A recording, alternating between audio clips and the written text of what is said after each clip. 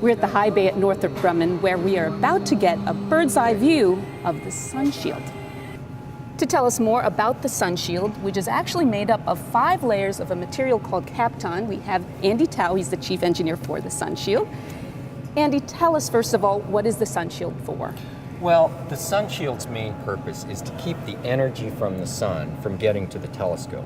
JWEST looks for very faint, basically thermal objects out in space. It's important to keep things really cold. So if we were to allow the telescope to heat up, the warmth of the telescope itself would just swamp out the sensors and it wouldn't be able to see anything except its own heat.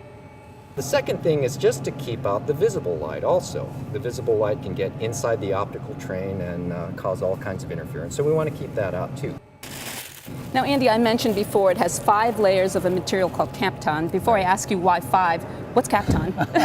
Kapton is essentially a space-age plastic film material. It's something that's been developed for a number of years, and we actually use it in our thermal insulation materials. Okay, and 5 layers, why is that? 5 layers, well, 6 would be too many and 4 would be too few. You've got this down. Yeah, well, it actually has to do with the amount of energy that we need to reject from the sun. The sun is putting in a certain amount of energy, and we need to reject that and make sure it doesn't get to the telescope. The sunshield is built so that there's an angle between each one of the layers, so heat that comes off of layer 1 gets bounced out and actually gets rejected out the sides. So if the spacecraft was down here, we actually have a couple of holes in the sunshield that allow heat to come up from the spacecraft and get pumped out through the sides. So the sunshield is sort of like a giant heat pump, passive heat pump.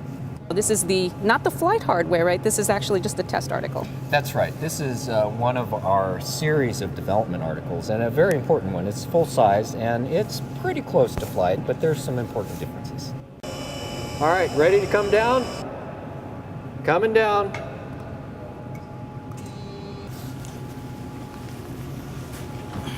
Oh boy.